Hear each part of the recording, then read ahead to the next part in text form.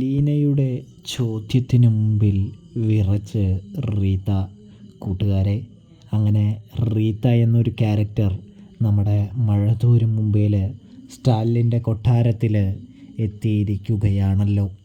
റീത്തയ്ക്ക് ഒരേ ഒരു ലക്ഷ്യമെന്നുള്ളത് നാണക്കേടിൽ നിന്നും തൻ്റെ കുടുംബത്തെയും തന്നെയും രക്ഷിച്ചെടുക്കുക, അലീനയെ പുറത്താക്കുക, സ്റ്റാലിൻ്റെ കൂടെ നിന്ന് എന്ത് ചെയ്യുക, അലീനയെ തുരത്തുക എന്ന് മാത്രമാണ്.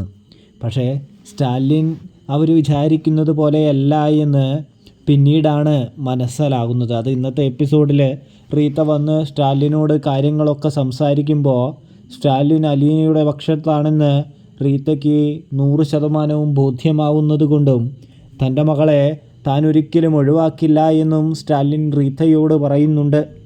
തുടർന്ന് റീത്ത അലീനയെ കാണാനായിട്ട് ചെല്ലുകയാണ് എന്ന് കാണാം. അലീനയെ കണ്ട് അലീനയോട് ഇറങ്ങിപ്പോകാനായിട്ട് റീത്ത ആവശ്യപ്പെടുകയാണ് എന്നും കാണാം. ഇതേ സമയം എൻ്റെ പപ്പ പറയാതെ ഒരു സ്ഥലത്തേക്കും ഞാൻ പോകില്ല എന്ന് പറയുകയാണ്. പപ്പ പറയുന്നത് പ്രകാരമേ ഞാൻ നിൽക്കുകയുള്ളൂ എന്നും പറയുന്നു. എന്നെ എൻ്റെ പപ്പയിൽ നിന്നും അകറ്റാൻ നിങ്ങൾ ആരാണ് എന്നുള്ളൊരു ചോദ്യം റീത്തയോട് അലീന ചോദിക്കുന്നതും ഉത്തരം കിട്ടാതെ അലീനയുടെ മുൻപിൽ റീത്ത വായും പുഴുങ്ങി നിൽക്കുന്നതും കാണാനായിട്ട് സാധിക്കും. അപ്പോൾ സബ്സ്ക്രൈബ്